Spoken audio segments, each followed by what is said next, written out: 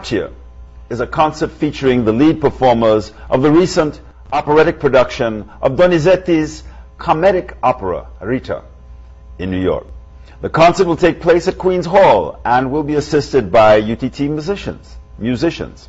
Here to tell us a bit more about this performance are two of the performers themselves, Trinidadian lyric soprano Natalia Dopwell and American tenor Marcos Vigil. Good morning.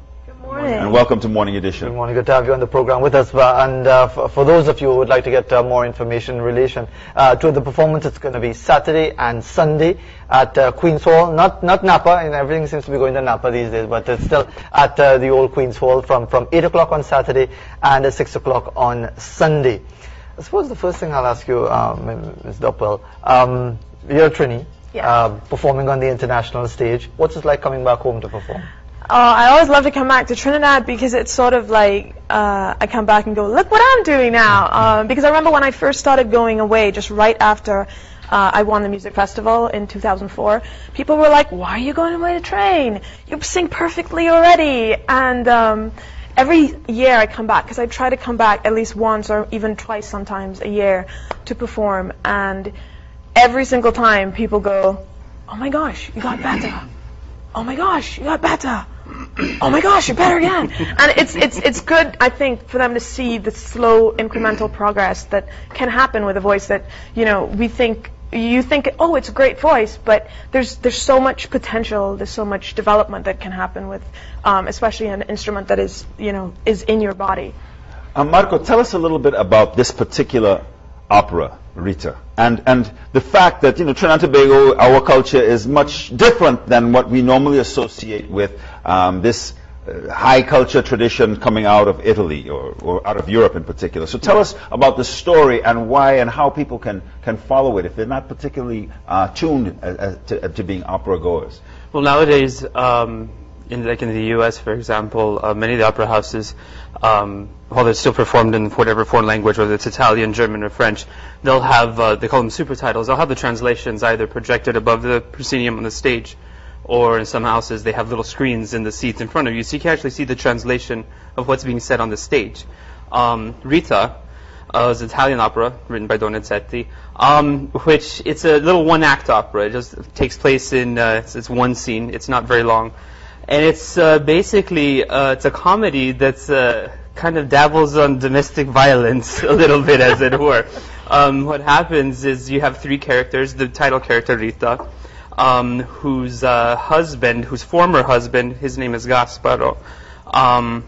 They used to be married, but he, in order to, I guess, kind of run the house, he used to kind of beat her up a little bit and kind of show her who was boss. Not an unfamiliar theme. And he ended up leaving. He was going to take off and go to the New World, and he ends up getting shipwrecked in the storm, and she thinks that he has died. And then also her home and stuff in her village has burned down. So they both think that each one is dead. She thinks her old husband is dead, and he thinks that she has died. And she moves to a new village where she meets a new husband. His name is Beppe. I played that character. He's more meek and mild-mannered, and she decides that she's never going to get beaten up by a man ever again, so she starts beating up on him to run the house. Exactly. Let's take a quick, we're going to come back with some more questions. I know Fazil is itching to ask some questions about this story, but we're going to take a quick look at a clip of this opera. Stay with us.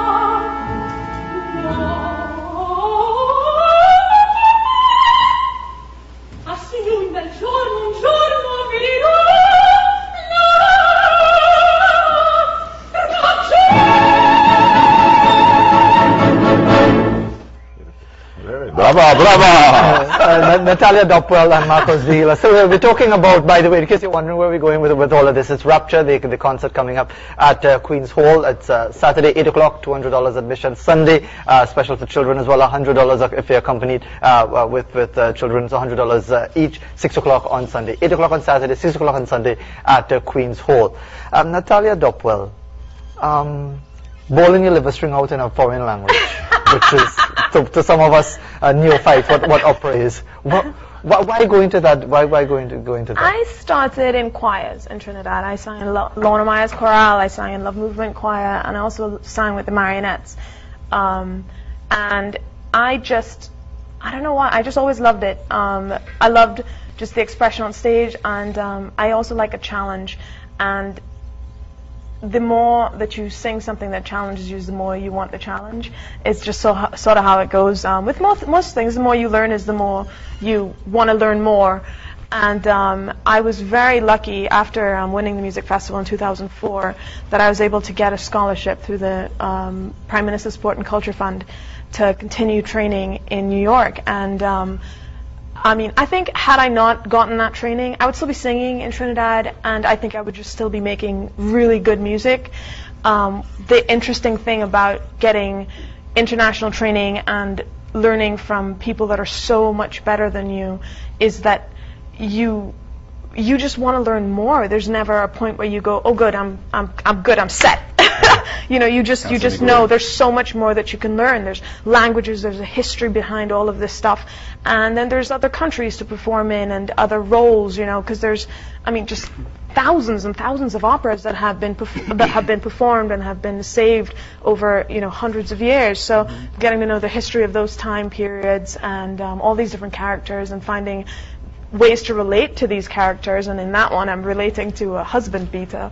It got like a little Larry, Curly and Moe by the end of it, because we were running around with guns and knives and stuff.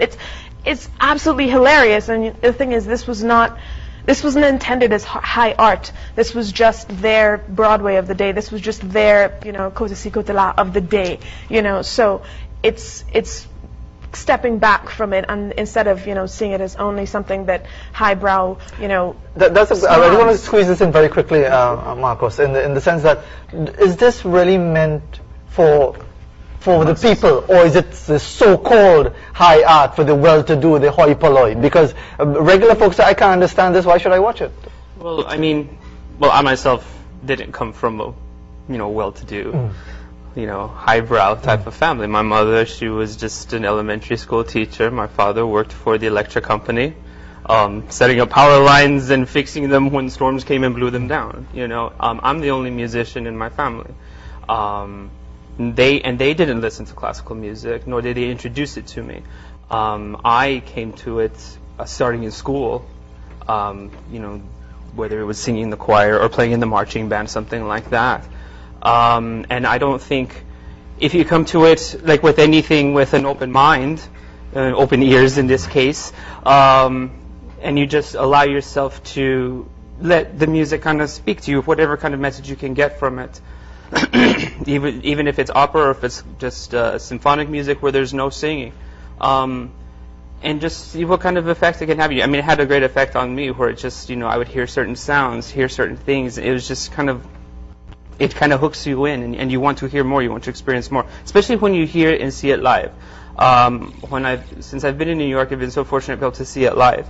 And I can hear it on a recording and hear on, or see a video of it, which is great if you don't have access to it. But when you hear it and see it live, it has such a very different effect on you, because it's happening right then and there, and it can't happen outside of that ever again. It's just like that one moment. And when you hear a really good singer, because they're not microphoned, they're not amplified. There's no lip syncing going on. There's no lip syncing. There's no microphones. No Milli Vanilli kind of thing. Exactly. Well, not even that, or even just, you know, there's no speakers. Nothing has any kind of, you know, artificiality. It's right then and there. So then when you hear a singer who's really good, and you're in like at the Metropolitan Opera in New York, that house is huge. You have about 4,000 people who go into there, and you can be way in the top in the back, and you hear a singer where that sound just comes at you, and it feels like it's alive, and you can come out and touch it, and you just kind of hooks you up here, and then it's over, and you just think, wow, that was amazing. Or while all of a sudden you feel so moved by something, even if it's a language you didn't understand or something I've heard hundreds of times, and I go up there and I hear it live with that orchestra and that singer singing it, and I just think, wow, it's amazing. Marco, when you hear, think of opera male tenors, you think of the great Enrico Caruso, or more people that people are familiar with, such as Luciano Pavarotti, or the three tenors. Right. Are you a lyrical tenor or a dramatic tenor? What's? I'm more of a lyric tenor. I would like this repertoire that we just saw with Donizetti. That's called bel canto, Italian bel canto. It's from about the late 19th century. That'd be the style of opera that I would kind of specialize in, given my kind of voice. And but you know, you have all kinds of different voices. Some people who don't even sing lead roles. Some people specialize in characters. You know, they may not have the most beautiful voice, but they are a great character. They might play the old lady really well, or the doctor, or something like that. There's all kinds of different voices and all kinds of roles to play. What are you hoping to accomplish by your presence in Trinidad and Tobago? Well, hopefully, you know, we can kind of, you know, I guess reach out to the community, you know, present to them this music, give them something maybe they haven't heard before, and maybe just kind of foster a curiosity for it, you know, a desire to maybe want to hear more and to figure out where. So the exposure will hopefully lead to some more appreciation. I guess it would be an imposition to ask you to give us a little taste of a cappella, since we didn't get to hear you on the pre-recorded. It's a little early in the A little early? I'm here now. All right, sorry to put you on the spot. Oh, no, it's all right. It's okay. It's all right. But yeah, to do a football opera, you know, goal. That's what we really want to hear. You know, this pulling clothes off a line and. The exciting thing about this production, actually, for me, is working with the UTT musicians, who, for the most part, have been imported to train musicians at the university. But I know one of them, for instance, Stephanie Matthews. She's actually Trinidadian, and she trained at Juilliard, and now she's back here training violinists down here. And the unlimited potential of having these internationally trained, I mean, really virtuoso, amazing musicians, because we just actually started working with them yesterday. I mean, everything's being put together very, you know, last week, because Marcos has just been here this week, and working with them now, I'm just like, the unlimited potential of having these people right here, that Trinidadians can listen to them, listen to the development of the local musicians, and also that musicians don't have to go abroad anymore and spend enormous amounts of money. I mean, I was so lucky to be able to get that scholarship to go away, but most people don't have that ability. But now with them here, anybody that's talented and willing can learn. You mentioned during the break, and we have to wrap up now, but you mentioned during the break that you would have been happy to bring the entire opera of Rita to Trinidad and Tobago, but we didn't have enough musicians to constitute the orchestra. Because the same fast singing that we do, the orchestra has to do just that, and it has to be at a certain level, and also just manpower. There aren't all those instrumentalists right now in Trinidad. So hopefully one day, I mean, because Rita was only 3 singers, very easy to bring down, but an orchestra is 40 people, you know. Okay, Natalia Dopwell, Marcos Vigil, we want to thank you very much for coming, for joining us on Morning Edition this morning. We want to wish you success. I don't know if break a leg is appropriate in opera, but break a leg, we hope you do very well tomorrow. We hope that those of you who are able get to see the Rapture being presented at Queen's Hall on Saturday and Sunday. Stay with Morning Edition. We'll be back to close in a few minutes.